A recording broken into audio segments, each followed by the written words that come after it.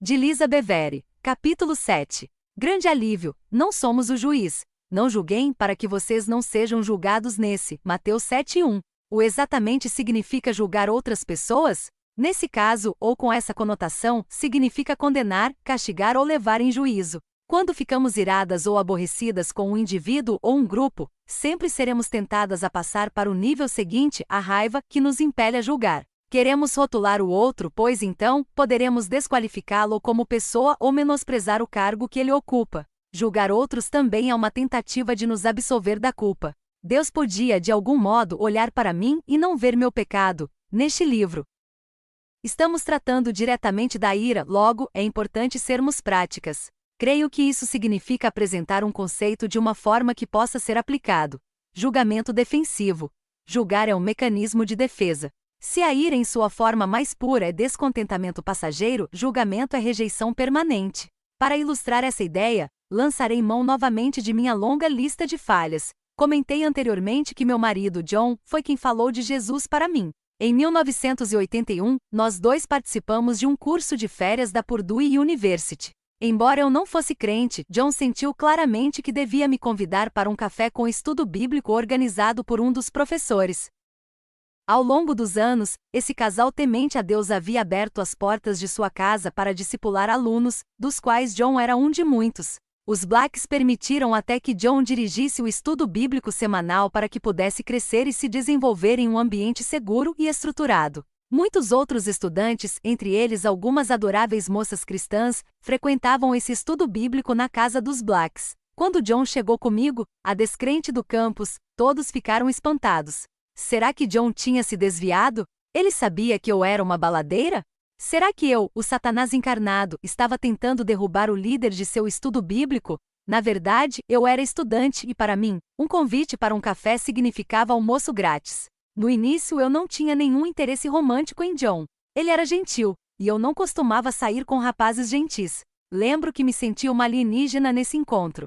Todos pareciam falar crentez, uma língua estrangeira que eu não entendia. Depois da refeição, reunimos-nos na sala de estar para um momento de louvor. Eu não conhecia nenhuma das músicas que eles cantaram, e as folhas com as letras das canções que eles haviam distribuído não eram de grande ajuda. Olhei ao redor para ver se alguém mais estava tão perdido quanto eu.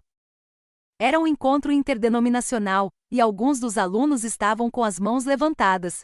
Pensei, que história é essa? Eles querem perguntar alguma coisa? Tensa e nada à vontade, comecei a ler as letras das canções. As palavras de uma delas me impactaram. Ele não vê quem eu era, ele vê Jesus. Meus pensamentos se aceleraram. Será mesmo? Deus podia, de algum modo, olhar para mim e não ver meu pecado? Podia olhar para mim e não ver tudo o que eu tinha feito? De imediato, eu me senti inundada pela consciência do meu pecado e da minha vergonha. Eram como roupas desconfortáveis que me cobriam. Senti o julgamento de Deus e, ao mesmo tempo, a atração do Espírito. Voltei-me para John, que estava cantando. Apontei para as palavras e perguntei: isso aqui é verdade? Deus pode olhar para mim e não ver quem eu sou? John garantiu que era verdade, sem fazer a mínima ideia do que estava se passando em meu íntimo. Comecei a ouvir uma voz que eu sempre havia imaginado que fosse a minha consciência: não suporto olhar para você. E eu sabia o motivo. Eu não estava revestida de Cristo. Estava coberta de pecado e mundanidade. E essa percepção foi aumentando, até eu sentir uma espécie estranha de medo e uma batalha por minha alma eterna. Depois do café e do estudo bíblico, John e eu caminhamos durante algumas horas pelos campi, e ele compartilhou as boas novas comigo. Pela primeira vez consegui compreendê-las. Todas as peças se encaixavam. Minha vida inteira parecia ter me encaminhado para aquele momento. Foi algo intenso. Senti que não podia esperar nem mais um segundo. Então interrompi John: é isso que eu quero. O que eu preciso fazer? Preciso de uma Bíblia? É preciso acender algumas velas? Depois de John se certificar de que eu compreendia inteiramente o que estava fazendo, ele orou comigo e eu senti como se um peso de 200 quilos tivesse sido tirado dos meus ombros. Corri até meu quarto no dormitório e passei boa parte da noite procurando na Bíblia o livro de Paulo. Pois John havia citado palavras dele com frequência, tinha certeza de que era um livro específico e imaginei que Paulo fosse um dos 12 primeiros discípulos. Na manhã seguinte, enquanto eu arrumava a cama, Deus me mostrou claramente que John seria meu marido. Na época não foi algo muito dramático. Eu gostava dele, afinal, ele havia compartilhado o evangelho comigo e salvado a minha vida. No entanto, sempre havia me sentido atraída por homens errados por motivos errados. John era possivelmente o primeiro homem certo a entrar na minha vida. Enquanto Deus estava trabalhando em mim, também estava falando com John. Pouco mais de um mês depois, ele me pediu em casamento. Eu tinha certeza de que nosso casamento seria uma bênção. A certeza era tanta, aliás, que eu não me dei o trabalho de prestar atenção aos conselhos que recebemos no curso de noivos. Conselhos desse tipo só eram necessários para os pobres casais que não tinham sido unidos por Deus, não se aplicavam a nós. Era bem provável que jamais tivéssemos problemas. Apenas alguns meses depois de nos casarmos, porém, os conflitos vieram à tona. A visão do homem perfeito. O fato é que eu tinha, por assim dizer, uma espécie de visão. De lá para cá, descobri que é algo bastante comum no caso de mulheres recém-casadas. Era a visão do homem perfeito. Esse homem da minha visão era bastante parecido com John, mas agia de uma forma completamente diferente. Foi nesse período, como uma jovem recém-casada, que eu descobri meu propósito e minha vocação de vida. Eu havia sido escolhida a dedo e colocada na vida de John para transformá-lo de quem ele era no presente para a imagem do homem da minha visão. Uma nova e crucial unção veio sobre a minha vida para cumprir essa tarefa surpreendente. Sem fazer esforço, eu conseguia enxergar cada um dos defeitos do meu marido. No início, tentei a persuasão gentil, mas quando isso não deu certo, minhas táticas se tornaram mais incisivas. Eu tinha de guiá-lo rumo ao homem perfeito. No entanto, John não estava colaborando nesse processo. Na verdade, estava até mesmo resistindo. Ele tinha suas próprias visões que por acaso incluíam a minha transformação. Foi então que as brigas começaram para valer. Eu estava tentando mudar John, e ele estava tentando me mudar. Nosso casamento idílico se transformou em um campo de batalha entre duas pessoas temperamentais. Faíscas voavam enquanto o ferro tentava afiar ferro. Nossas batalhas também revelaram algo mais a meu respeito. John e eu tínhamos abordagens bem diferentes ao conflito. John atacava os problemas. Eu atacava as pessoas. Então esse homem maravilhoso que tinha me levado ao Senhor agora era problema meu, e eu não estava jogando limpo. Se John me magoava, eu castigava. Xingava, não perdoava, não lhe dava afeto e quebrava coisas. Lembra-se do prato que voou pela janela. Eu queria magoá-lo porque ele havia me magoado. O que ele fazia não vem ao caso. Quando John me magoava, eu o julgava, queria afastá-lo do meu coração, na tentativa inútil de me proteger de outros ataques. Por exemplo, quando ele fazia algo que me aborrecia demais, eu o chamava de idiota e usava outros adjetivos ainda menos redimidos. Em minha mente, se eu o rotulasse como idiota, não teria de lidar com ele naquela área específica. Ao usar nomes feios para ele, eu o desqualificava ou depreciava sua opinião. Não lhe dava afeto nem perdão porque eu o havia julgado e considerado indigno do meu amor, da minha atenção ou do meu perdão naquele momento. A parte mais triste é que se esses incidentes se acumulam, deixam de ser rejeição em áreas isoladas, nós passamos a rejeitar a pessoa como indivíduo. Julgamos os outros para tentar justificar nosso rancor ou nossa raiva deles. Julgue as ações, não o coração. Vocês ouviram o que foi dito aos seus antepassados: não matarás e quem matar estará sujeito a julgamento. Mas eu lhes digo que qualquer que se irar contra seu irmão estará sujeito a julgamento. Também qualquer que disser a seu irmão, Racá, será levado ao tribunal. E qualquer que disser, louco, corre o risco de ir para o fogo do inferno. Mateus 5, 21 e 22. Mais uma vez, Jesus estabeleceu um paralelo entre homicídio e ódio. Seu objetivo era mostrar a nós que debaixo da lei de Moisés e do sistema terreno de justiça, homicídios são passíveis de julgamento. Em seguida, Jesus apresenta a perspectiva de Deus. Aqueles que se iram sem motivo correm o risco de ser julgados. Convém lembrar novamente que temos permissão de nos irar quando há uma causa, mas não de ser destrutivas ou punitivas. Em seguida, Jesus mostra a progressão e dá um exemplo prático. Sob a lei judaica, chamar um irmão Racá colocava a pessoa em risco de prestar contas ao conselho das autoridades. Sob a lei do reino, chamar alguém de louco a colocava mais perto das chamas do inferno. Para captar essa dinâmica, temos de entender as palavras aqui usadas. O comentário de Matthew Henry traz a seguinte explicação: Racá é um termo que expressa desprezo. Significa seu sujeito vazio, refere-se a alguém sem juízo. Racá podia ser usado de modo brando para fazer alguém recobrar o juízo. Considerava que o comportamento do indivíduo era insensato. O termo foi usado dessa maneira por Jesus, Tiago e Paulo. Quando vinha de um coração cheio de raiva, maldade ou mentira, porém, era uma afronta à pessoa. Esse tipo de comentário tornava os israelitas passíveis de disciplina do sinédrio por insultar um compatriota. O termo tolo, em contrapartida, não se referia a alguém desprovido de juízo, mas a alguém desprovido de graça.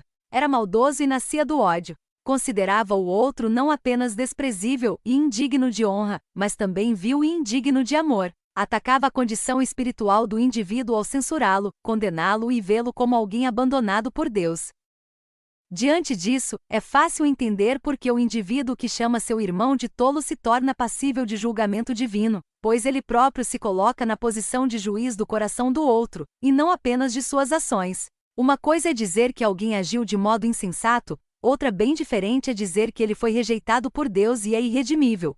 O clamor por justiça. Por que então temos tanta facilidade de julgar e tanta dificuldade de não o fazer? Para começar, como seres humanos criados à imagem de Deus, temos o desejo inato de ver aquilo que é certo prevalecer. Nossa parte redimida clama para que a justiça seja feita. Deus, nosso Pai, compreende isso e foi Ele quem criou e definiu um modelo para nosso sistema judicial. Nomeiem juízes e oficiais para cada uma de suas tribos em todas as cidades que o Senhor, o seu Deus, lhes dá para que eles julguem o povo com justiça. Deuteronômio 16 e 18. Deus sabe que onde há duas pessoas ou mais, há potencial para conflito. Também sabe que ambos os lados permanecem irredutíveis e pensam que estão certos. Portanto, Ele tomou as providências necessárias para lidar com essas situações. Os filhos de Israel haviam acabado de sair da escravidão do Egito, onde muito provavelmente tinham visto desavenças sendo resolvidas por meio de violência ou intimidação. Ainda não contavam com o modelo saudável de resolução de conflito. Não é essa a situação da maioria de nós? Haviam passado a vida toda no Egito, sujeitos às suas regras e seus estatutos, e agora procuravam viver debaixo da nuvem da proteção e da presença de Deus. No entanto, nosso Deus é santo e justo, amoroso e temível. Em nada se assemelha às imagens de pedra e aos ídolos que eles tinham como deuses antes de encontrar o único e verdadeiro Deus vivo. Como nosso Deus, precisamos servir em espírito e em verdade. Portanto, Deus instruiu Moisés por meio de seu sogro Jetro: escolha dentre todo o povo homens capazes, tementes a Deus, dignos de confiança e inimigos de ganho desonesto. Estabeleça-os como chefes de 1000, de 100, de 50 e de 10, Êxodo 18 e 21. Para que esses homens fossem considerados capazes, primeiro tinham de temer a Deus e se mostrar confiáveis, e não interessados em se beneficiar pessoalmente de seu cargo. Deviam então ser nomeados como responsáveis pelas diferentes divisões do povo. Sempre que o Senhor lhes levantava um juiz, ele estava com o juiz e o salvava das mãos de seus inimigos enquanto o juiz vivia, pois o Senhor tinha misericórdia por causa dos gemidos deles diante daqueles que os oprimiam e os afligiam. Juízes 2 e 18. Grifo da autora. O Senhor Deus honrava essas nomeações ao colocar sua mão sobre a vida do juiz. Sempre que Deus levantava um juiz, estava com ele em sabedoria e proteção. Debaixo da antiga aliança, Deus provia sua sabedoria e revelava sua vontade por meio da estrutura constituída desses juízes. Creio que ele colocava uma porção de seu espírito nesses juízes para que pudessem entender a lei e os estatutos, e ter o entendimento necessário para julgar o povo de Deus de forma imparcial. Ainda assim, porém, os juízes nomeados por Deus julgavam somente as ações das pessoas e, então, executavam fielmente a vontade de Deus, e não deles próprios. Era um modelo e uma prefiguração da nova maneira de viver a qual Cristo nos conduziu. Debaixo da nova aliança, não temos mais as ordens constituídas dos juízes, pois recebemos um novo mediador. E eu pedirei ao Pai, e ele lhes dará outro conselheiro para estar com vocês para sempre, o Espírito da Verdade. O mundo não pode recebê-lo, porque não o vê nem o conhece. Mas vocês o conhecem, pois ele vive com vocês e estará em vocês. João 14, 16 e 17. A luta para não julgar. Ainda lutamos continuamente para não julgar as outras pessoas. Gostamos de colocar tudo em caixas bem organizadas. Quando sabemos o que cabe em cada compartimento, sentimos-nos ainda mais seguras, de modo semelhante aos fariseus. Lembro-me de ser atormentada em pensamento por uma situação que ocorreu quando eu ainda estava no início da caminhada com Cristo. Não conseguia categorizar os acontecimentos de maneira nenhuma. Conhecíamos um casal cristão que atuava no ministério. Esposa e marido viajavam e trabalhavam juntos, dando testemunho público de que tinham sido unidos por Deus. Eu tive a oportunidade de passar algum tempo com ambos e senti que os dois amavam Deus e as pessoas de todo o coração. De repente, porém, surgiram vários rumores desagradáveis a respeito desse casal e, antes que nos dessemos conta, os dois estavam bem no meio de um processo de divórcio. Não houve adultério, ao que parece, simplesmente faltava compatibilidade ao casal. Eu perdi o chão. Estava lidando com dificuldades em meu casamento e confiando que Deus nos ajudaria a resolver os conflitos, pois Ele nos havia unido. Esse casal, que dizia também ter sido unido por Deus, desistiu do casamento e em pouco tempo, a esposa se casou com outra pessoa. Minha confiança de que Deus poderia fazer algo no meu casamento foi abalada. Meu impulso foi encontrar algum tipo de defeito nesse casal. Se eu conseguisse desqualificá-los, poderia espremê-los dentro de uma caixa. Afinal, eu sabia de passagens nas Escrituras que justificavam meu posicionamento. A Bíblia diz que quem se divorcia por algum motivo que não seja infidelidade comete adultério. No entanto, não me parecia apropriado usar esse rótulo para esse casal. Eu os amava e queria compreender o que havia acontecido, mas não fazia sentido algum para mim. Sem citar nomes, descrevi o tumulto em meu coração para um pastor sábio e piedoso. Preparei-me então para uma longa e profunda explicação bíblica. Em vez disso, porém, ele se limitou a suspirar e disse: "Esse é um caso difícil. Que bom que não preciso julgá-lo." No mesmo instante, senti que o peso da situação foi removido de mim. Suas palavras simples me libertaram de meu fardo. Ele tinha razão. Eu havia permitido que Satanás instigasse meu coração para que eu julgasse outras pessoas e duvidasse da fidelidade de Deus em relação a mim. Eu estava comparando meu casamento com o deles e limitando Deus naquilo que ele podia fazer em meu relacionamento com John. Nesse caso, não estava julgando por ira, mas por medo. Vários anos atrás, John e eu levamos um grupo de jovens para a ilha de Trindade, no Caribe, onde trabalhamos com uma igreja local e demos testemunho nas ruas e de casa em casa. Isso foi logo depois dos escândalos de Jimmy Savard Tartar e Jim Baker. E nós ouvimos de todos os lados questionamentos sobre a integridade desses homens. A princípio, isso nos incomodou, mas a certa altura, algo me ocorreu: espere um pouco. Jimmy Savard Tartar e Jim Baker não têm nenhuma relação com o que estamos pregando. Então, eu pude responder sem hesitar: esses homens não morreram por nossos pecados. Jesus morreu por nós. Eles não têm nada a ver com aquilo que estamos dizendo. Pare de inventar desculpas. Muitas vezes, julgamos outras pessoas para reduzir a pressão que nós mesmas sentimos. Quando eu brigava com John, era extremamente dura com ele. Mas sabe com quem eu era mais dura? Comigo. Eu atacava John para me justificar e para desviar a atenção dos meus defeitos. Se eu pudesse mostrar claramente que ele era imperfeito, eu não me sentiria tão mal por não ser perfeita. O problema é que quando julgamos, também nos sujeitamos a ser julgadas. Assim, quando você, um simples homem, os julga, mas pratica as mesmas coisas, pensa que escapará do juízo de Deus? Ou será que você despreza as riquezas da sua bondade, tolerância e paciência, não reconhecendo que a bondade de Deus o leva ao arrependimento? Romanos 2, 13 e 4. Como meros seres humanos, fazemos as mesmas coisas das quais acusamos as outras pessoas.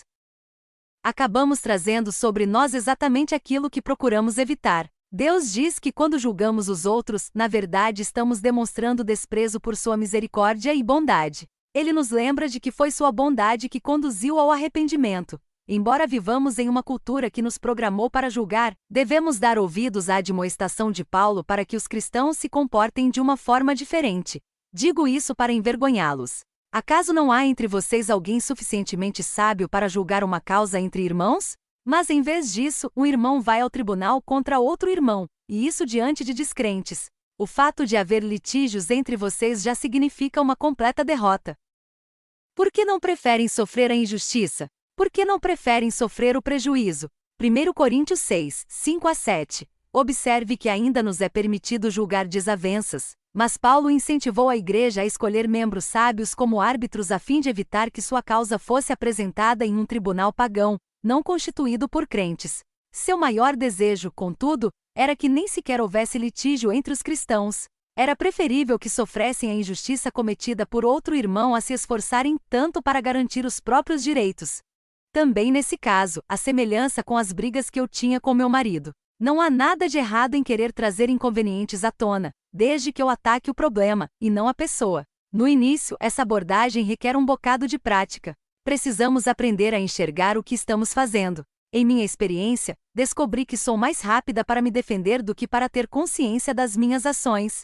Portanto, nem sempre sou o juiz mais confiável do meu próprio comportamento. Preciso da intercessão daquele que é muito mais sábio e imparcial na situação. O problema do orgulho. O orgulho só gera discussões, mas a sabedoria está com os que tomam conselho. Provérbios 13:10. Meu orgulho muitas vezes me impedia de ceder, mesmo quando eu sabia que estava errada. Se o orgulho é solo fértil para brigas, a humildade é o ventre no qual se desenvolve a reconciliação. Sempre que me humilho, vejo cura e perdão nascerem onde antes pareciam impossíveis. Há muitas maneiras de nos humilharmos, mas julgar as outras pessoas não é uma delas. Quando julgamos os outros, não estamos nos rebaixando, mas sim nos exaltando, como se fossemos superiores quanto à posição, à percepção ou à inteligência. O melhor testemunho que podemos dar é caminhar em amor e perdão, sem impor nossos direitos sobre as outras pessoas. Isso só acontece quando permitimos que o Espírito Santo intervenha em nosso favor e nos arrependemos da tendência de nos elevar à posição de juízes. No capítulo seguinte abordaremos uma questão que precisa estar resolvida em nosso íntimo. É tentador acreditar que estamos sendo julgadas. Peço a Deus que você experimente libertação em todas as áreas de sua vida em que há julgamento. Portanto, você, por que julga seu irmão? E por que despreza seu irmão? Pois todos compareceremos diante do tribunal de Deus. Romanos 14:10.